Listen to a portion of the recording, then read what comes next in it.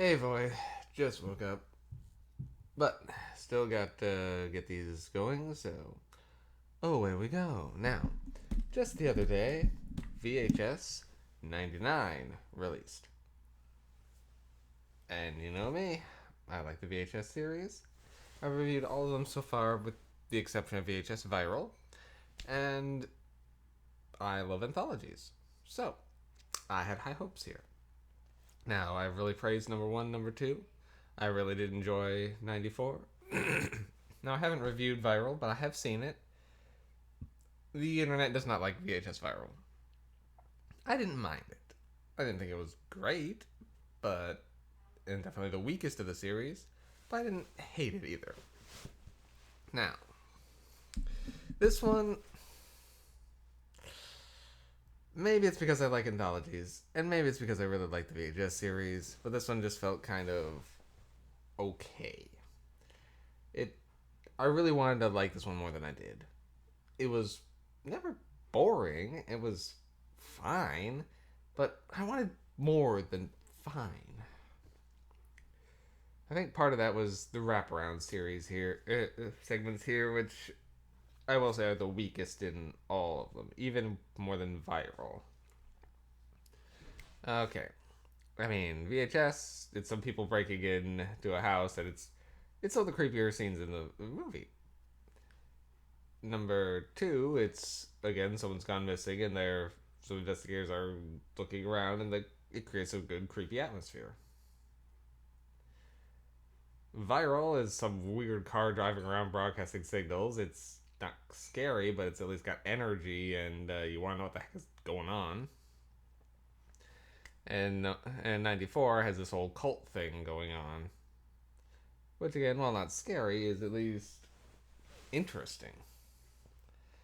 This one's wraparound segment, I will say it had me curious at first, as it first starts out with like some kid's homemade movie with his army men, and keeps going from there. But what it turns into is just okay. I mean, I will say the kids, it's a bunch of punk kids interacting, and I will say, yeah, that's believable. I knew kids like this back when back in in '99. I get that. I knew people who talked exactly like this. That's not my problem. Problem is, it's not interesting. It pretty much just has them trying to plant a pretty much reenact American Pie and plant a spy cam on their neighbor while she strips, only to discover she's a monster. And what they go with is random. I mean, I admit you don't see Medusa in many films, but here we go. The effects for her are not the greatest. That's where this movie kind of lets down a lot. The effects are not the greatest, with the exception of one segment. Well, maybe two, two and a half, one and a half. Anyway, so the wraparound segment in Gawkers didn't do it for me. I will say that was my least favorite part of it. The other ones were at least more interesting to me, but most of them were having problems sticking the landing. This one, it was like I always wanted to see what was going on with these kids, but what happened just got was more of a shrug. The first segment in it, Shredders, I think. Now that one I was interested in, but and I will say it's one of the stronger segments. It's pretty much about this a group of friends who've made a band called Rack. It's pretty much their initials, and they are pretty much they make vids about them just screwing around. And this is with them about to go into a building where there was a then which was like an underground music place before. They were a band when a fire broke out got trampled to death or trampled and then burned to death, and they want to go down there and just fuck around. They want to play on the same stage and then pretty much do some disrespectful shit. I mean, they're pretty much like trampling blow up dolls filled in jello. It's like, okay, yeah, these kids are fucked up. But I will say, the music that's in this segment was very late 90s. And it definitely had the punk scene there they did pretty well. Also, the band in question, I will say I was interested in Bitch Cat. So pretty much the whole time they are. Then one guy is just scared of going in there because he's so sure he's going to be possessed by a boot. Which I will say, I give it props for using a Hindu ghost, or at least referencing one. I mean, I've heard of that. I play fantasy role playing games, which that has come up in. So it was interesting there. But again, this one's just kind of execution. Like, the one kid who's afraid is just so afraid, and the kids are being just so mean spirited to him that it's. You feel bad for him, so it was working. But it's hard to sympathize with the rest of the band at that point when the ghosts show up to do their inevitable thing. The effects on the ghost girls, I'll burn out looking at ones, are okay. But that's the best I can really say for a lot of this. So this one's just this segment is it's interesting, but again, it's just okay. Second sequence was probably for me the scariest one, which was it's a sorority hazing gone wrong, where they pretty much tell this girl the story of then of a guillotine, a girl who got for her hazing got buried in a coffin and then just left there, and when they dug her out a week later, she was gone. So yeah, we're gonna bury you in a coffin, and you can tell these ones aren't gonna actually leave her there. They're just fucking around. Despite telling her a story about don't know, listen to knocking or guillotine will get you. And the other one's just pretty much knocking on the coffin. They barely buried her. They just threw a little bit of dirt on top. So, but still she can't really get out. Then the cops show up, so they run. But then it starts raining and her thing starts flooding. Now, I will say it was creepy when you start hearing some scratching and knockings, and I was expecting like some Ju-on level bullshit where the ghost where the camera's down there at her feet and there's something down there because that would have been creepy. But finally, what happens is pretty much a skeletal face just starts trying to claw its way in through the window, which looked like something out of a haunted, like a theme park haunted house. It was just like they do like a strobe effect as they're roaring and trying to go move its way through. It looked like an animatronic. I mean, later on when they do some things with someone else to just makeup, it looked better. But the scares I was building up in my mind were scarier than what happened here, and this one just fizzled. Alright, the next segment was interesting and kind of fucked up, but then when I saw the credits and saw Flying Lotus was involved in it, it's like, that's why. He was the guy who did Kuso. And I'm not going to talk about Kuso here. I already talked a lot about Kuso before. I have a review for it. Look it up. It's an experience. What is this man with with scatological fixations? I don't know.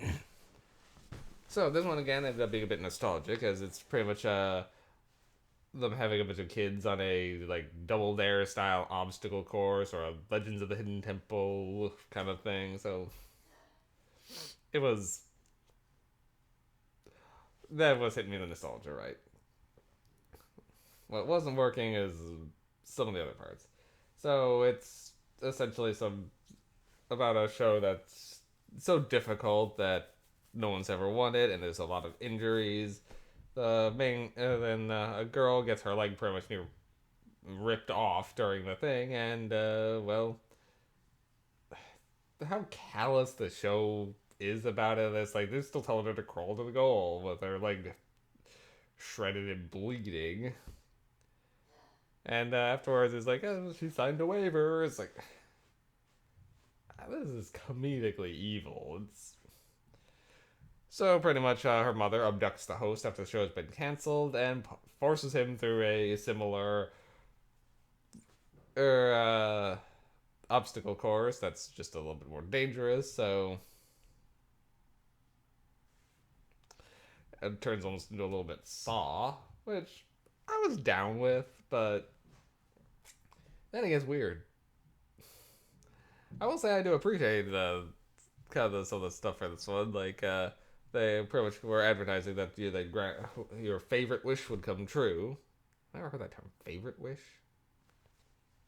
Anyway, so he finally says that okay, I can get the wish happening, and it takes them back to the studio where it leads to a cave where there's this obese naked woman they whisper the wish to, and an eldritch monster pops out of her stomach. It's like,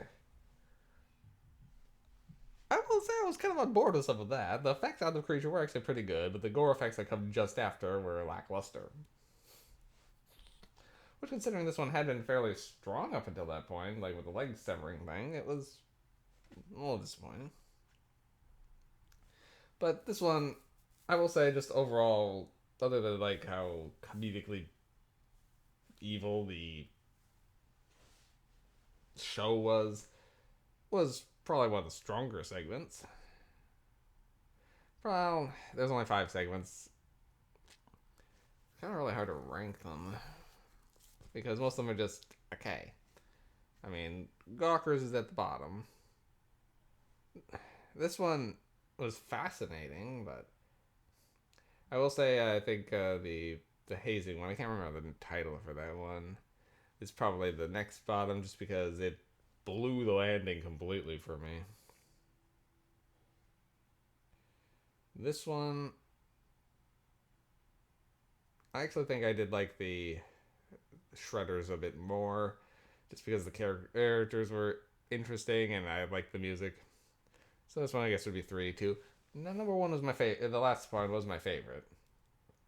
I think it was called Hell and Back, which it's this video crew that's going to watch a seance that's being done right on the end of 99 going into 2000, because that's when the barrier's the thinnest. Okay. Then, well, as they do, a demon slips through. It's not the one that they're trying to call, but when the witches banish it back, they accidentally send the camera crew with because they were being held under the demon, and that's pretty much them trying to escape hell. Some of the effects are kind of cheesy here, but it was such an interesting setup that I was on board. Particularly when Mabel shows up. I fucking loved Mabel. She was this, sounds like a witch that was from a long time ago, and the actress playing her just has such manic energy. It's amazing. And she just is offering to guide them to the demon that the witches were trying to sell, so they could try to hitch a ride back when they summon him. And she's just this wide-eyed, oh yes, if you're my name in the book, I'll take you, yes. Why dost thou scream like cowards? She's like so sure that there just happen to be no more sinners getting down on here, but she's no problem just helping them out, and she's kind of a bro. And like she was like a very likable character for a witch sinner in hell. They sure whether they should trust Mabel or not, but hey, what else are they gonna do? So it's them trying to get through there. And like even at the end, like once they're about to try, they almost say, "Hey, Mabel, you want to come with us?" Because they actually had some chemistry. It was weird, and she was a really likable character. Like every time I just kept wanting to see more of her interacting with them. So, and this one, the landing does land fairly well. Kind of goes where you're expecting it to go, but so overall, like there's a few segments I liked, but I wanted to like them more. And VHS has set a high precedent, so the best I can give VHS 99, 5 MacGuffins. I wanted to give it at least a 6 or a 7, but the disappointments hit hard. Some of those effects are hard to recover from. And I'm not usually one to yell at effects, but it's like when the burn ghosts look like Halloween costumes, pretty good ones, but still Halloween costumes, and the ghost in the spirit of guillotine in the hazing thing is just like a suicide pact, suicide pledge. I think that's what it's called. Anyway, looks like an animatronic, like a spirit Halloween. Still worth seeing if you like the series. You'll still get some enjoyment out of it. I did. I didn't hate the film by any means. I did like a lot of things because it's still a VHS film. It's just the wraparound segment was really weak, and it just had problems sticking the landings. Hell and Back was went very well, and the game show one, Ozzy's Dungeon, I think it was called, was weird. The other two did stumble a little bit, mostly did the effects. All right, I think that's all on this one. I'll see you guys later.